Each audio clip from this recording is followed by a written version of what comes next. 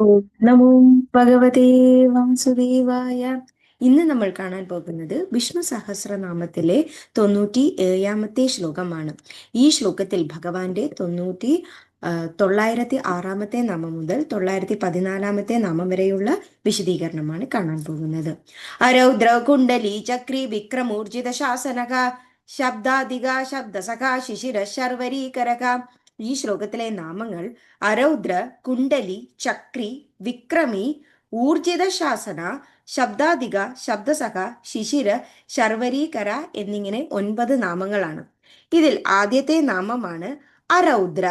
രൗദ്ര എന്നാൽ ഏതൊരു തരത്തിലുള്ള കോപമായ ഒരു മനസ്സിന്റെ ആ ഒരു വികാരത്തെ കുറിക്കുന്നു.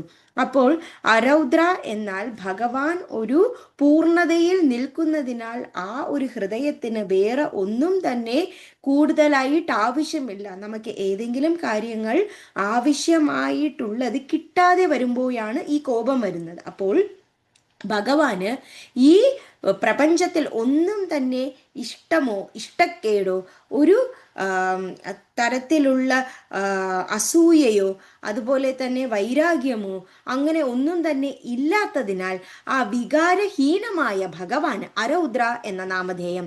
അടുത്ത നാമധേയം കുണ്ടലി എന്നാണ്. അതായത് ഭഗവാൻ മകരകുണ്ടലങ്ങൾ ധരിച്ചിരിക്കുന്നതിനാൽ ഭഗവാന് കുണ്ടലി എന്ന നാമധേയം. അതായത് ആ ഒരു സർപ്പം അത് എങ്ങനെയാണോ ഭഗവാന്റെ ശക്തിയായി കൂടെ എപ്പോഴും നിലകൊള്ളുന്നത്, അതിനാൽ ആ സർപ്പം, അതായത് 1000 നാവുള്ള അനന്തന്റെ ആ ഒരു സർപ്പത്തിൽ ഭഗവാൻ എപ്പോഴും ശയിച്ചിരിക്കുന്നു. അത് എപ്പോഴും നമ്മുടെ മനസ്സിനെ കുറിക്കുന്നു.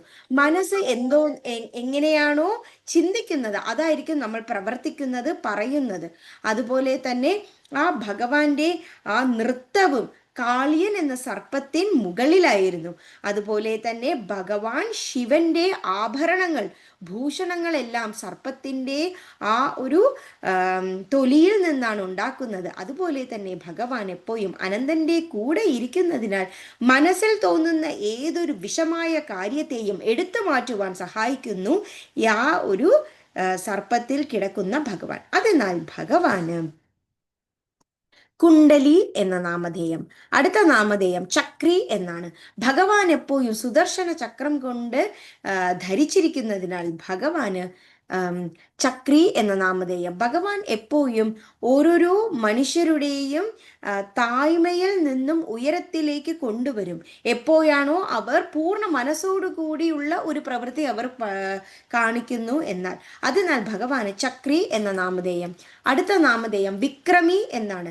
വേറൊരു ആളിനേക്കാൾ അല്ലെങ്കിൽ പ്രപഞ്ചത്തിൽ ഉള്ള ഒരു ജീവാത്മാവിനേക്കാൾ ഏതൊരാൾക്കാണോ ഒരു ഏറ്റവും മഹത്തായ ഒരു കാര്യം, അതായത് തനിക്ക് എന്ത് സംഭവിച്ചാലും അത് ചെയ്യുവാൻ ധർമ്മമാണെങ്കിൽ അതിനാൽ ഏറ്റെടുക്കും എന്നൊരു ധൈര്യമുള്ളതിനാൽ ഭഗവാന് വിക്രമി എന്ന നാമധേയം. അതായത് ഈ വായുവിൽ കൂടെ സഞ്ചരിക്കുന്നു. അതുപോലെ വി എന്നാൽ പക്ഷി എന്നർത്ഥം.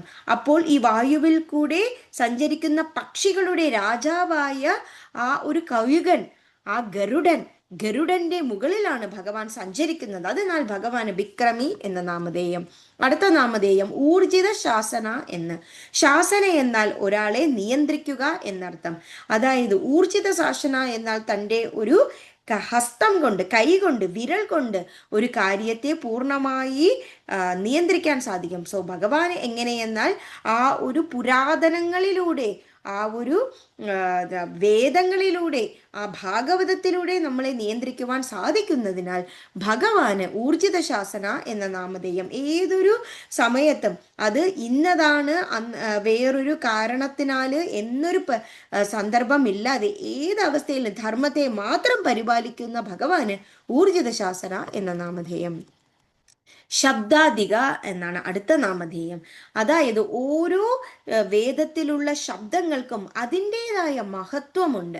അതിനാൽ ആ ഒരു സത്യത്തെ തിരിച്ചറിയണം നമ്മൾ. അപ്പോഴാണ് നമുക്ക് എപ്പോഴും ഭഗവാന്റെ തിരിച്ചറിയുവാനും ആ മനസ്സും ആ ഒരു ജ്ഞാനവും നമുക്ക് തിരിച്ചറിയുവാൻ സാധിക്കുകയുള്ളൂ. അപ്പോഴാണ് നമ്മൾ നേർവഴിയിലൂടെ സഞ്ചരിക്കുവാൻ സാധിക്കുകയുള്ളൂ. അങ്ങനെ സഞ്ചരിക്കുവാൻ നമുക്ക് കൂടെ നിൽക്കുന്ന ഭഗവാൻ ശബ്ദാധിക എന്ന നാമധേയം. അടുത്ത നാമധേയം ശബ്ദ സഹ എന്നാണ്. ശബ്ദം എന്നാൽ വേദത്തിലുള്ള ഓരോ വാക്കുകളെ കുറിക്കുന്നു. സഹ എന്നാൽ അതിലൂടെ നമുക്ക് എന്തൊക്കെ ഏതൊക്കെ രീതിയിൽ നടക്കാം, ഇരിക്കാം, അങ്ങനെ പ്രവർത്തിക്കാം എന്നതിനെ കുറിക്കുന്നു. ഇത് തന്നെയാണ് ഉപനിഷത്തിലും പറയുന്നത്. അതായത് വേദങ്ങളിലൂടെ നമുക്ക് സത്യത്തെ തരുന്ന ഭഗവാന് നമ്മുടെ ഓരോ അനുഭവങ്ങളും ഒരു പാഠമായി നമ്മൾക്ക് എടുക്കണം. അതിനാൽ ഭഗവാന് ശബ്ദസഹ എന്ന നാമധേയം. അടുത്ത നാമധേയം ശിശിര എന്നാണ്. അതായത് പല കാലാവസ്ഥകളിലൂടെ പോകുന്ന ആ ഓരോ കാലാവസ്ഥയും സാക്ഷാൽ ഭഗവാന്റെ അനുഗ്രഹമാണ്. അതുപോലെ തണുത്ത കാലാവസ്ഥയ്ക്ക് ശിശിര എന്ന നാമധേയം. അപ്പോൾ ഭഗവാൻ ആ ഒരു സംസാരത്തിൽ എങ്ങനെയാണോ ചൂട് എത്രത്തോളം ഉപയോഗമാണോ അതുപോലെ തന്നെ അവർക്ക് തണുപ്പായ ഒരു കാലാവസ്ഥയിലൂടെ കടക്കുമ്പോഴാണ് അവർക്ക് ഓരോരോ കാലാവസ്ഥയിലൂടെ അവർ കടന്നു പോകുന്ന ഓരോ അനുഭവങ്ങളും അവർക്ക് സ്വന്തമായി തീരുന്നു. ആ ഒരു സന്ദർഭത്തിനാൽ ഭഗവാന് ശിശിര എന്ന നാമധേയം. ഈ ശ്ലോകത്തിലെ അവസാനത്തെ നാമമാണ് സർവരീകര എന്നത്. സർവരി എന്നാൽ ഇരുട്ട് അല്ലെങ്കിൽ രാത്രിയെ കുറിക്കുന്നു. അതുപോലെ കര എന്നാൽ ഏതൊരു ഭഗവാനാണോ അത് ഉത്ഭവിച്ചത്, അതായത് ഇരുട്ടിനെ അല്ലെങ്കിൽ ആ ഒരു രാത്രിയെ, അത് നമുക്ക് ഒരുമാതിരി സങ്കടത്തെ അല്ലെങ്കിൽ വേദനയെ, അതല്ലെങ്കിൽ ഏതെങ്കിലും ഒരു കഷ്ടമായ ഒരു അനുഭവത്തെ, അതല്ലെങ്കിൽ ഇനി വരാൻ പോകുന്ന ആ ഒരു എന്ത് സംഭവിക്കും എന്നൊരു ആകാംക്ഷയെ അത് കുറിക്കുന്നു. അപ്പോൾ അതെല്ലാം പൂർണ്ണമായി മാറ്റി തരുവാൻ ഭഗവാന് സാധിക്കുന്നു. അതിനാൽ ഭഗവാന് സർവരീകര എന്ന നാമധേയം. അപ്പോൾ നമ്മൾ ഈ ശ്ലോകത്തിൽ കണ്ട നാമങ്ങൾ അരൗദ്രവ്, കുണ്ടലി, ചക്രി, വിക്രമി, ഊർജിത ശാസന, ശബ്ദാധിക, ശബ്ദസഖ, ശിശിര, ശർവരീകര എന്നിങ്ങനെ 9 നാമങ്ങളാണ്. അരൗദ്രവ്, കുണ്ടലി, ചക്രി, വിക്രം, ഊർജിത ശാസനക, ശബ്ദാധിക, ശബ്ദസഖ, ശിശിര, ശർവരീകര. Thank U.